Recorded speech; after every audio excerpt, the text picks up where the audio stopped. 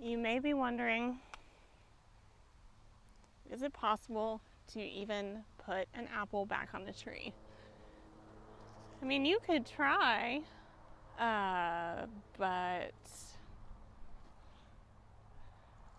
you know, once the wood separates from the branch, the fruit falls to the ground and is either collected or is left to rot in place.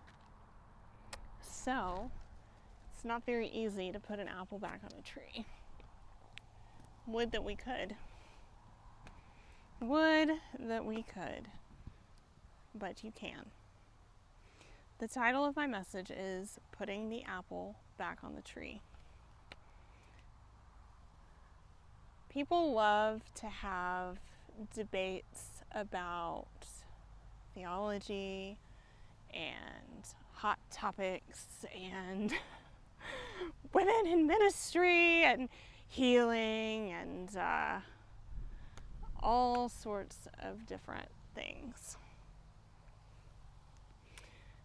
But I find that a lot of those arguments find their hard stop at the foot of the tree.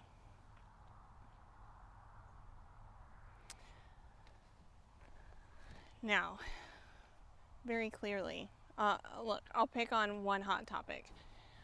Women in ministry. Very clearly, I have at least some kind of opinion about women in ministry,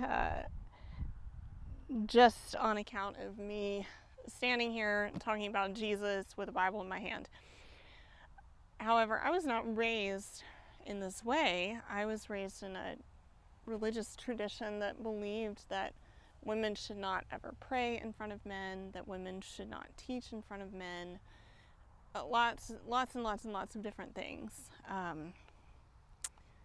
And I felt called to preach when I was 7 years old. And this did not go. And that's a very extreme example, and it may not be everyone's story or experience, but it was mine. And it was confusing to me because I felt a call from God and I was being told this is not a call from God. And so I had a lot of reckoning to do. So this is a deeply personal theology to me, but women in ministry may not be your thing. It could even be the healing of the body. What we're doing here at a very chaotic time in history. It's always a chaotic time in history, but this seems to be a very chaotic time in history. And so, lots of different reasons, but what you believe about the apple and the tree matters a whole lot. Now, historically speaking, if we're talking about Eden, Eve, Adam, and the tree, probably a fig tree. But this is the iconography that we know, so this is what we're going to talk about. And honestly, to pick a little bit on the women in ministry bit, I could talk to you extensively about church scholars that are talking about the women that ministered alongside Paul, very clearly speaking, preaching, teaching the gospel. Phoebe, Junia, I could talk about all the Marys in the Bible that had amazing lives of speaking, teaching, preaching, ministry, leadership. Throughout, I could talk about scholars like N.T. Wright who discuss at length Paul's dedication to championing women and Jesus' dedication to championing women and allowing for their testimony, because it's the testimony of Jesus that has power, and women have testimonies too. and removing women from a time when their testimony was not seen as valid to speaking the testimony of Jesus is a powerful statement, but it doesn't necessarily have to be a cultural one. And in fact, a lot of what Paul has to say about women in ministry is written to specific churches. And you have to understand that, if you're reading, for example, in Revelations 1-3, if you are Philadelphia, you're reading that portion of the letter. If you're one of the 7 churches, you're reading that letter a little bit more closely than if you're Sardis. And if you're Sardis, you're definitely not Philadelphia, so you have to know which church you are and how to apply it. And the churches that Paul were writing to were churches that were worshiping women as fertility goddesses, and it was appropriate to tone it down a little bit because there is no male or female. We are one in Christ. And so, but I could talk to you about all of that, and I just did, and you could still rebut me and bring out different scholars and all of that. And it's the same thing with healing. It's the same thing with the resurrection of the body. It's the same thing with a lot of things right now. So what I have discovered is it's really not about any of those things. It is about God as a father and how you see him. Because if you're familiar with all those things, then surely you are familiar with, let me put my apple down. Surely you are familiar with Genesis 3, which is, Genesis 2, the woman has been created, the woman and the man are living in perfect union with God, and the man has been called good and the woman has been called very good, and yet they are living in perfect union, communion, and harmony with God, and there is no competition, there is no hierarchical, there is just all things in God in perfect union. But then, in Genesis 3:1, the serpent comes to the woman, the Nahash, which is also a symbol of great evil, comes to the woman and said, "Did God really say, you must not eat from any tree in the garden?" Now, there were 2 trees in the garden. There was the tree of life, and there was the tree of the knowledge of good and evil, which is also a tree of death. And this is often the decision that we have to make with our lives. Are we going to eat from life today, or are we going to eat from death today? And the woman had been abandoned by the man and was standing alone and said, "Well, no," he said, "I can only eat from the tree of life." And he said, "No, he lied to you," which is the crack that she felt, perhaps betrayed by God, I don't know. Perhaps God had lied to her. Perhaps Adam was not who he said, and Adam was nowhere to be found, and so the cracking broke, and she took of the apple and ate, and then she gave it to Adam, who ate it with no complaints, and they were both complicit in this cracking and this breaking of the communion between them and God. And we all know the story. They cannot live in perfect communion and union with God anymore. So they are sent forth from that place of communion. But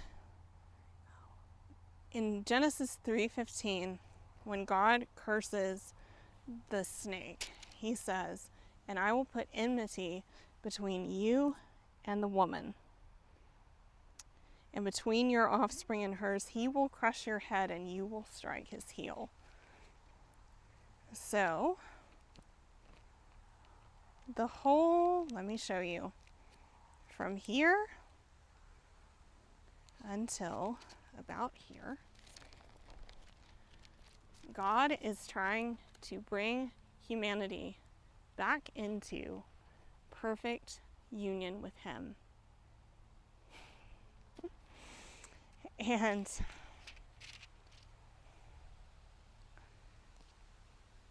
he is seeking, flipping here to Zechariah, "I will restore them because I have compassion on them.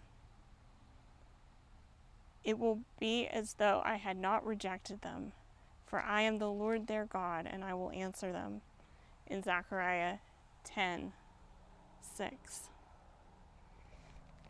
We see God, even though there had been broken communion, we see God reaching forth to have communion with his people again. And then we see, through a fallen apple, there was a seed.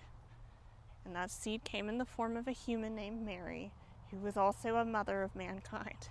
And through her came the second Adam, Christ, who would be born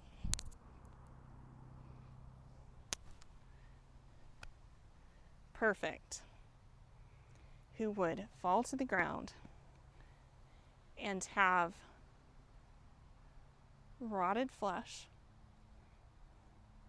who would die, who would be buried, and who on the third day would rise again to put the apple back on the tree and to restore Eden. To restore a world where I do not need to compete with men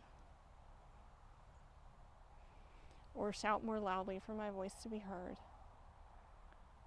because the goal is now communion with God through communion with Christ, and Christ alone is the only one who can put an apple back on a tree. And through communion with Christ, we put the apple back on the tree.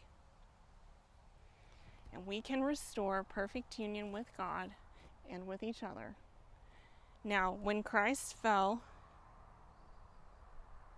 to the ground in a physical body and rose in a physical body from the grave, like it talks about in 1st, 2nd, and 3rd John, and in the last chapter of Luke, it's very important. Christ came in a physical body because, why? It disrupted the natural world. Now, Jesus talks about this a lot, how if a seed falls to the ground and dies, it will raise and bear much fruit. This has been a farming analogy that has been in here since before since the get-go, that if a seed does not fall to the ground and die, it cannot bear fruit. But Christ was also speaking of his death and his resurrection that would bear much fruit, that would destroy death and sin and the work of the grave and put the apple back on the tree. And now there is a cosmological change that has occurred in the universe. And the laws of death themselves are starting to turn backwards. And Isaiah writes that Christ came to become a curse on a tree. And curses meet their death at the end of a tree. So, this was in God's plan from chapter 1 all the way up to the end and up till now, to restore mankind by putting the apple back on the tree. And so now all that is left is for me to commune with Christ until his resurrection power moves through me, restoring my life and restoring the lives of those around me.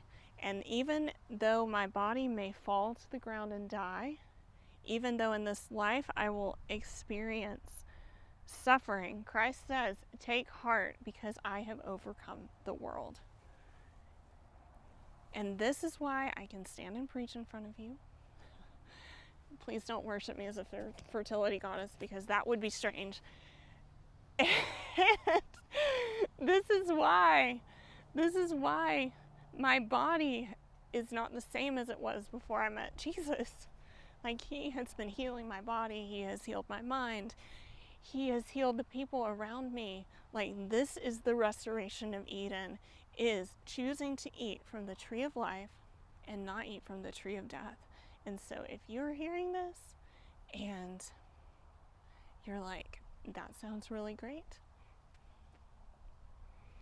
all you have to do is say, Jesus, show me how to eat from the tree of life today. Show me how to commune with you. I want all of you in and through me, moving through me, in me, around me, above me. I want you. I want to commune with you, and I want to commune with your life. And I accept you, and I accept this story so that your story can be that you could come and crush, you could come and bring life today, that you could come and move through me today, that you and I could be in communion today as it was in Eden. I want unbroken communion with you, Jesus. So, if you want to have Jesus, just ask him. That's what I did, and here we are now. And if you are struggling with your theology, if you are full of questions about what Jesus' death, burial, and resurrection means for your body and your life today, then I would ask yourself, what do we know about the nature of God who wants to restore us back to original design and to help us put the apple back on the tree?